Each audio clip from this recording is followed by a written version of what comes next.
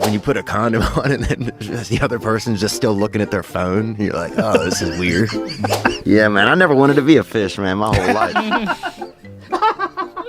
I didn't.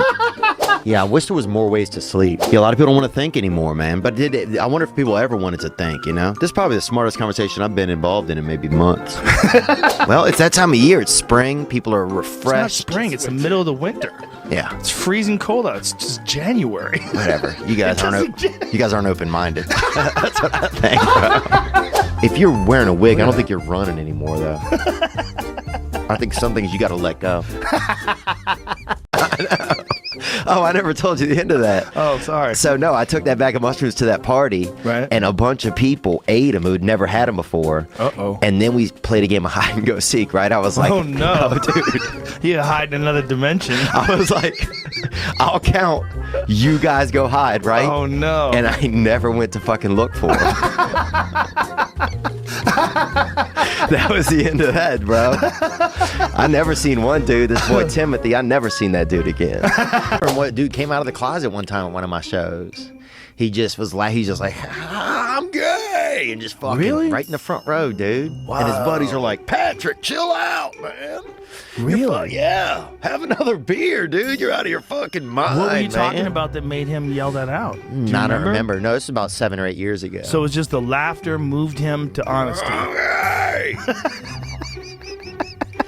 Do you think he had to explain that to his friends afterwards? I mean, he ordered 2 beers immediately. He did? Yeah. Wow. I think he just wanted to freaking just put that damn tiger back in the cage, you know? The damn tiger. He wasn't ready to be full-time gay, man. I don't think he was ready for it. But he wanted to get that monkey off his back, huh? Shook it out of him. Yeah, he wanted to get that freedom. Dude, I talked to your buddy Eddie Bravo, and that guy is a real. He's out there. He's like a deaf Jack Russell almost, you know? A deaf Jack Russell? Yeah, because once he gets going, you can't. Oh, Jack Russell Terrier? Yeah. You ever been around one of those dogs? You open the car, and then the next thing you know, they're at the. Yeah. They're like sick. Yeah. But how's he deaf? Because you can't get him back. Like once he goes, you can't. You know what I'm saying? You can't get him back in the car. He's a deaf like you're sitting there honking the horn. You can't.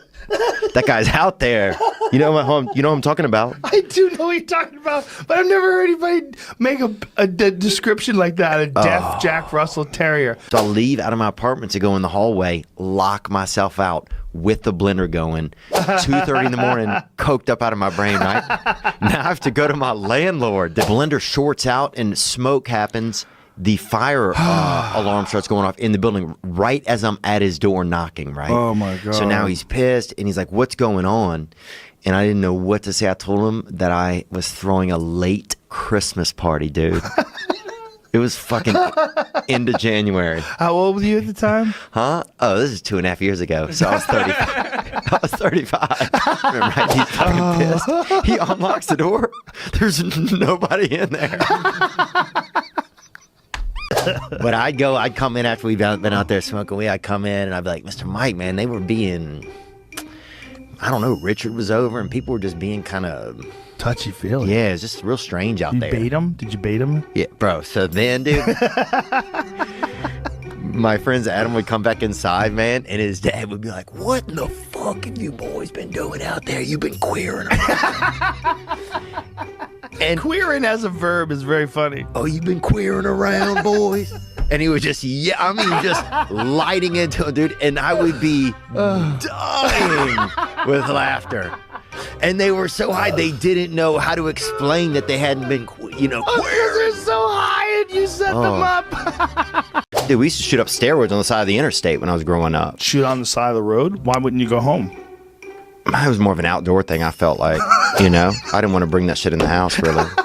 But we would, me and a buddy of mine, this dude, Billy Conforto, actually, and he passed away, R.I.P. And he died, he ate a bunch of pills and actually drove into an embankment one time, but... That's a bad way to go. Oh, yeah. Can you imagine? That's a bad way to go. And yeah, we both like to go to the gym, and he was like the first gay man that I ever met.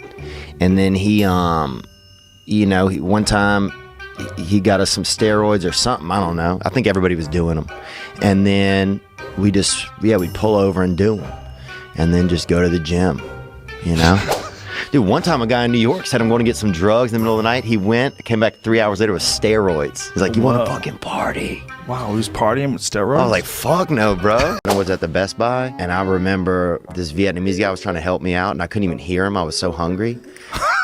And I couldn't. And I remember thinking, if everybody turned the other way for a second, I could eat this young fella. You know, Ben. His name was Ben, actually.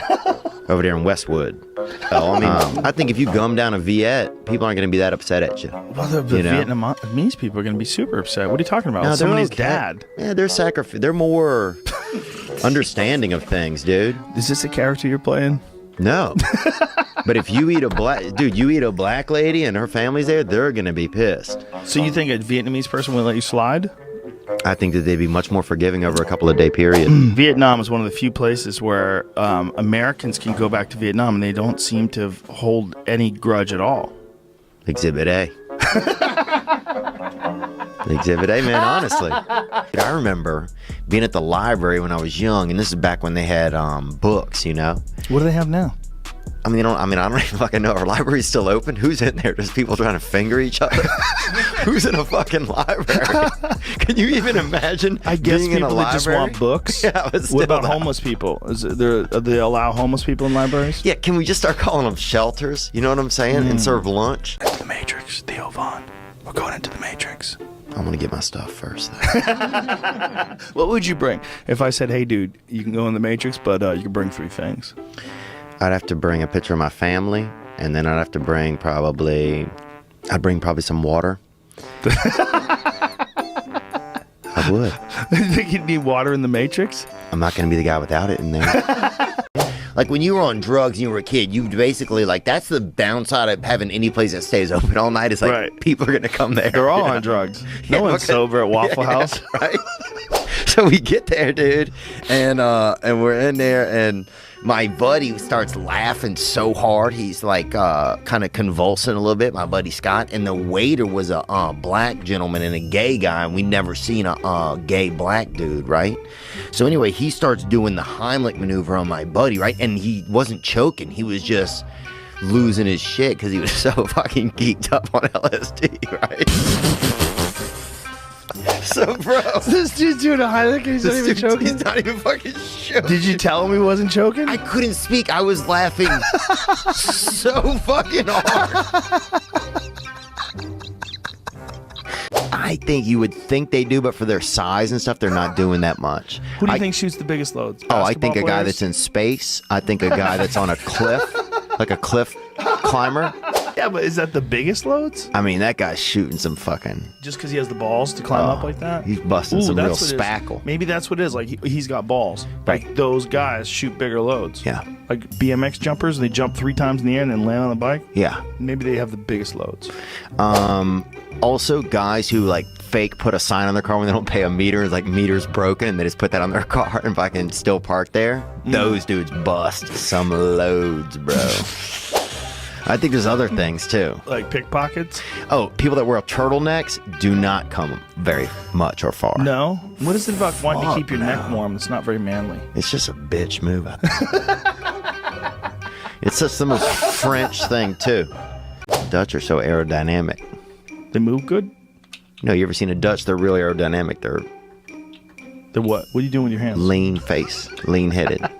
No, they're not. 4 inches cheek to cheek. They're big people, man. Dude, Do you know how big they are? the Dutch, they're very tall, but Yeah. they're very aerodynamic, very Aerodynamic. the downhill people, they call them. Like, I thought alcoholism used to just be like somebody couldn't stop drinking or whatever. Right. And alcoholism is the only disease that will tell you you don't have the disease, right? Mm-hmm. Like, imagine if you put on like a shirt, right? But every couple of days, the shirt was like, guess what? You don't have a shirt on. I don't think that's a good analogy. I don't know if it is, but it seems like it. But that's what alcoholism Because is. alcoholism would tell you you don't have a problem. Right.